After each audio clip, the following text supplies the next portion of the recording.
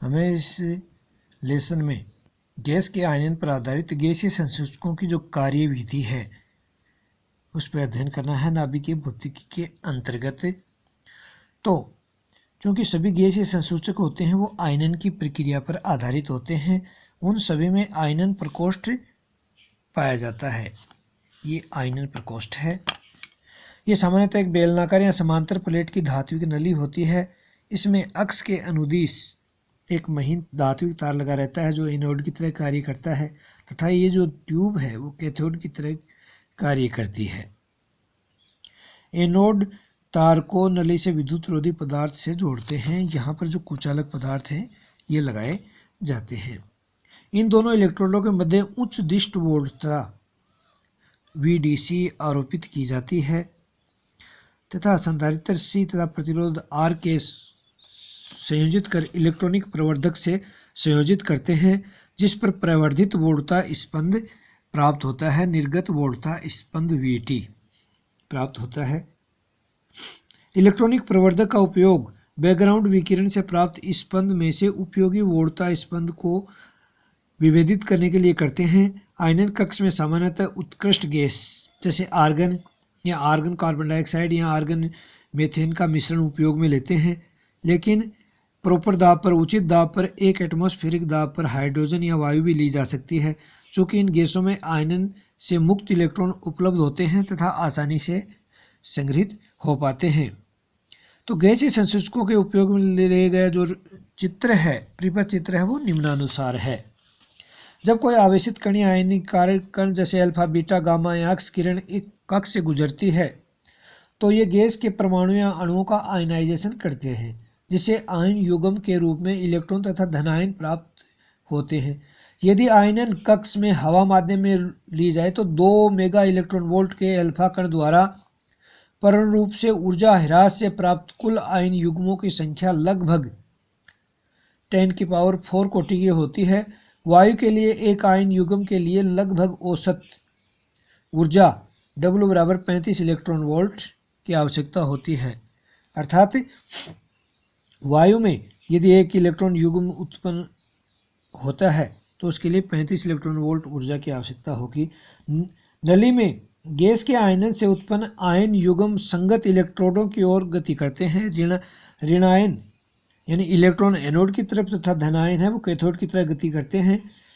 इससे आयनन कक्ष में विद्युत धारा प्रवाहित होती है तथा प्रतिरोध R में से गुजरने पर विभवांतर उत्पन्न हो जाता है, जिसे यहाँ पर हमने VT से दर्शाया है। VT निर्गत वोल्टता स्पंद। इस विभवांतर को प्रवर्धक द्वारा प्रवर्धित करते हैं। ये विभवांतर आपतित आयनीकारिक कण द्वारा उत्पन्न आयन युग्मों की संख्या तथा इलेक्ट्रॉनों के मध्य आरोपित वोल्टता V पे निर्भर करता है।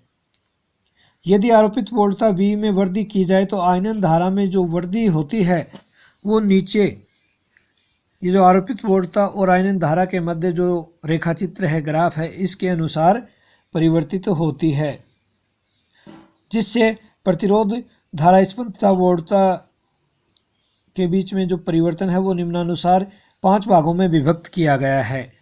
यहाँ पर जो प्रथम भाग है V लेस देन V1 से है, ये पुनर्योजन क्षेत्र कहलाता है।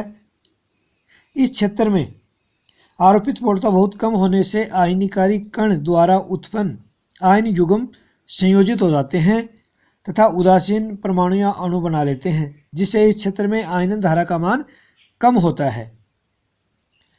लेकिन जब आरोपित वोल्टता V में वृद्धि की जाती है तो पुनर्योजन का मान कम होता है और आयनन धारा में वृद्धि होती है।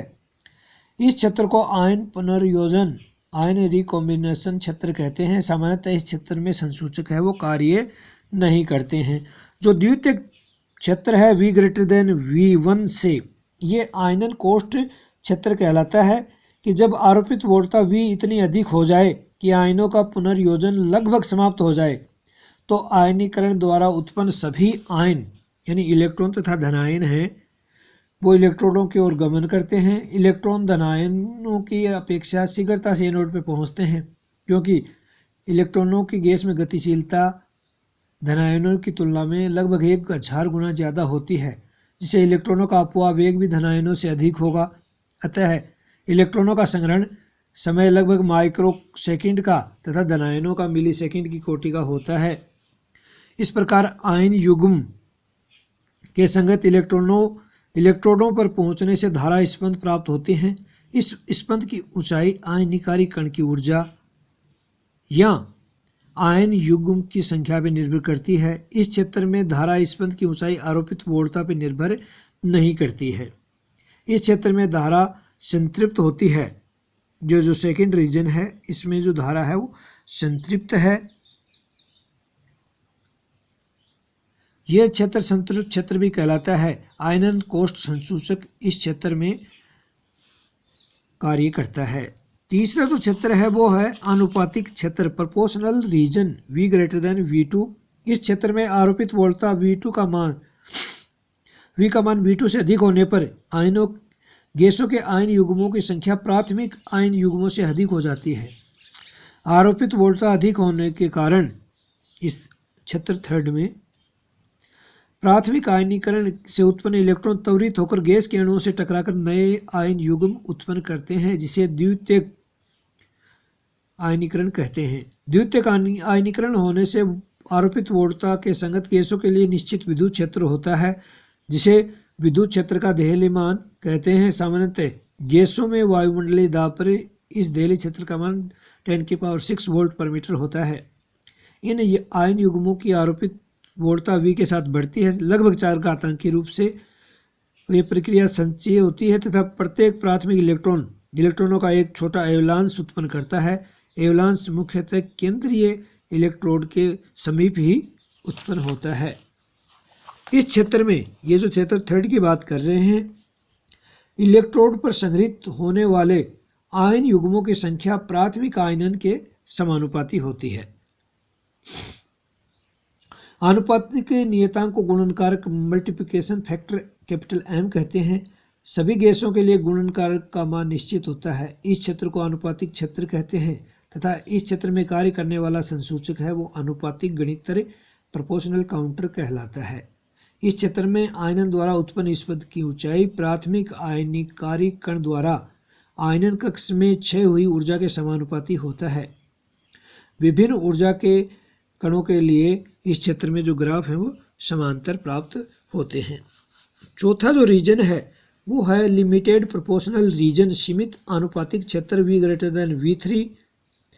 इसमें यदि आरोपित वोल्टता V में और अधिक वृद्धि की जाती है तो धारा स्पंद की ऊंचाई और अधिक बढ़ती है, लेकिन यह आनुपातिक क्षेत्र की भांति प्राथमिक आयनीकारी कण द्वारा ऊर्जा ह्रास के समानुपाती नहीं होती, क्योंकि अब धनायन भी पर्याप्त ऊर्जा पाकर कैथोड की ओर गति करते हुए संघट करके अधिक इलेक्ट्रॉन उत्पन्न करते हैं। तो विभिन्न ऊर्जा वाले आयनीकारी कणों के लिए ग्राफ वोल्टता V4 पर 1 हो जाते हैं। इस क्षेत्र को कणों की ऊर्जा के मापन के लिए उपयोग में नहीं लाया जाता, क्योंकि क्षेत्र 4 के बाउंड्री पर दोनों प्रकार के जो ऊर्जा वाले कण थे वो सेम ही धारा उत्पन्न करते हैं। अगला जो क्षेत्र है 5, वो गाइगर क्षेत्र कहलाता है, V ग्रेटर देन V4। इस क्षेत्र में आरोपित वोल्टता में अधिक वृद्धि होने के कारण उत्पन्न एवलांस या अवधान की संख्या एनोड के समीप बढ़ जाती है।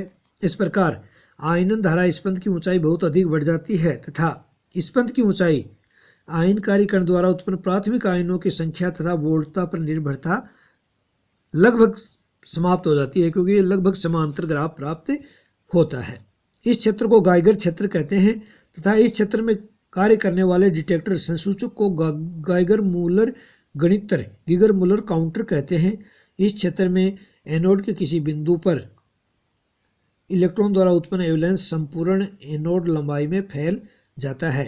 गाइगर क्षेत्र के उपरांत वोल्टता V बढ़ाने पर V ग्रेटर देन V4 आयनीकारी कण के संपूर्ण आयतन में अविरत विसर्जन शुरू हो जाता है।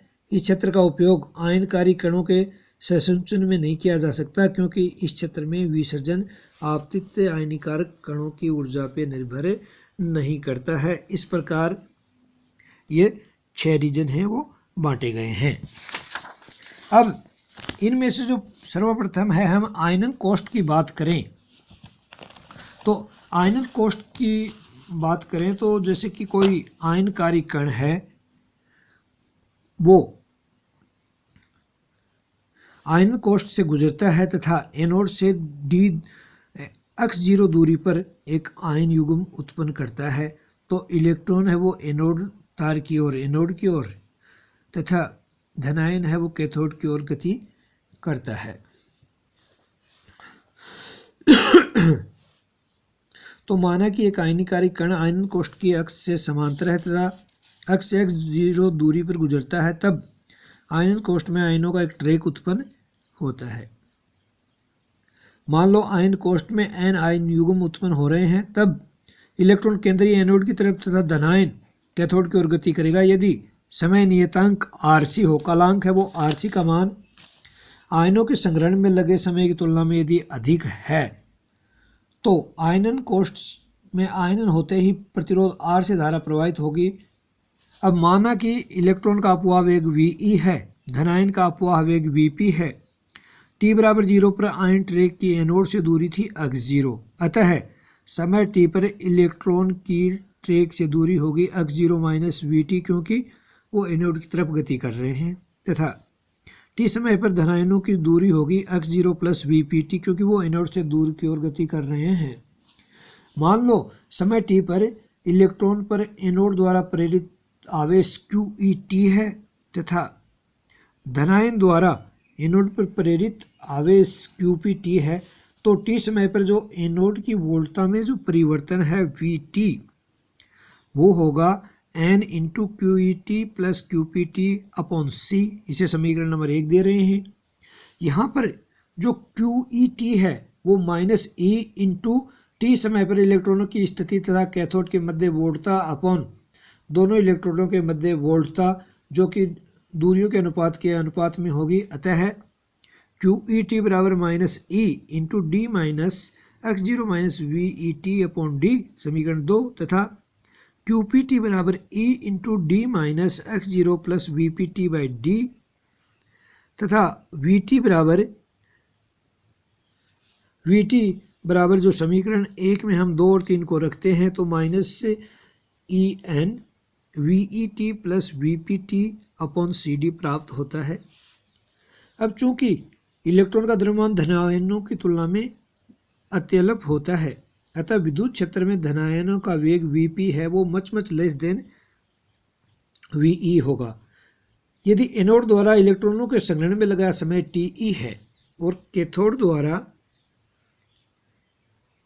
धनायनों के संग्रहण में लगा समय TP है, तो TE बराबर होगा x0 अपॉन VE तथा TP बराबर होगा d minus x0 upon VP। चूँकि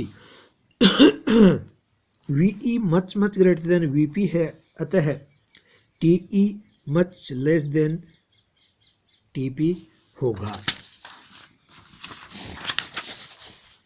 यदि समय t less than equal to TE हो, तो VET ग्रेटर देन VPT। इसलिए एनोड के विभव में परिवर्तन VT बराबर minus EN VET by CD जब t लेस देन TE हो, समीकरण नंबर 5 दे रहे हैं, तथा t greater than equal to TP के लिए एनोड के विभव में परिवर्तन t बराबर TP पर होगा। VT बराबर minus EN VETE plus VPTP upon CD। इनकी वैल्यू रखी तो VT बराबर minus EN x0 plus D minus x0 by CD, या VT बराबर माइनस EN बाई C। इस स्थिति में वोल्टता परिवर्तन केवल उत्पादित आयनों की संख्या n पे निर्भर करता है, न कि आयनों के उत्पादन की स्थिति पे, अर्थात VT प्रोपोर्शनल टू n। अब आयनन कोष्ठ में वोल्टता स्पंद की ऊंचाई का आयनन गुणांक n के समानुपाती रखने पर हमें 2 प्रकार के प्रवर्धक उपलब्ध होते हैं। पहला है मंद प्रवर्धक, जिनके लिए RC का मान TP से अधिक रखा जाता है, कालांक का मान बहुत अधिक होता है। दूसरा होता है तीव्र प्रवर्धक, कालांक RC का मान कम रखा जाता है ताकि वोल्टता स्पंद का बीच में ही कर्तन क्लिपिंग हो जाए, जैसा कि इस चित्र में दिखाया गया है। इस स्थिति में वोल्टता स्पंद की जो ऊंचाई होती है वो V ऑफ TE के समानुपाती होती है, जहाँ पर VTE है minus E N V E T E by C D. V E T की वैल्यू रखी तो वी टी ई बराबर minus E N X zero by C D. यहाँ इस सूत्र में वोल्टा स्पंद की ऊंचाई है वो आयन ट्रैक की स्थिति पे निर्भर कर रही है, एक्स जीरो पे निर्भर कर रही है, जो कि नहीं करना चाहिए। तो इस कमी को दूर करने के लिए आयनन कक्ष में बारीक छिद्रों वाला एक बेलनाकार ग्रिड को एनोड से d/3 दूरी पर समाक्ष रखते हैं तथा इस पर माइनस v/2 वोल्टता आरोपित की जाती है ताकि कैथोड और ग्रिड के बीच विद्युत क्षेत्र की तीव्रता एनोड तथा ग्रिड के बीच के विद्युत क्षेत्र की तीव्रता से कम रहे। इस प्रकार ग्रिड का उपयोग करने पर वोल्टा स्पंद की जो ऊंचाई है वो v बराबर माइनस एन ई अपॉन सी प्राप्त होती है।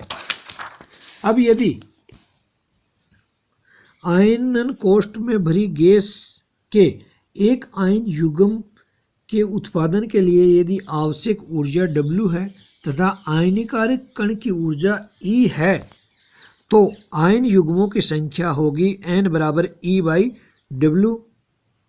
इसलिए वोल्टा स्पंद की ऊंचाई V बराबर एन ई बाई सी, यहाँ N का मान रखा तो E बाई डब्ल्यू सी। यदि प्रवर्धक का वोल्टा लाभ A है तो प्रवर्धित वोल्टा स्पंद की ऊंचाई VO बराबर AV, यहाँ VO बराबर capital E by W C, जिससे आयनीकारक कण की ऊर्जा का सूत्र होगा E बराबर VO W C upon AE।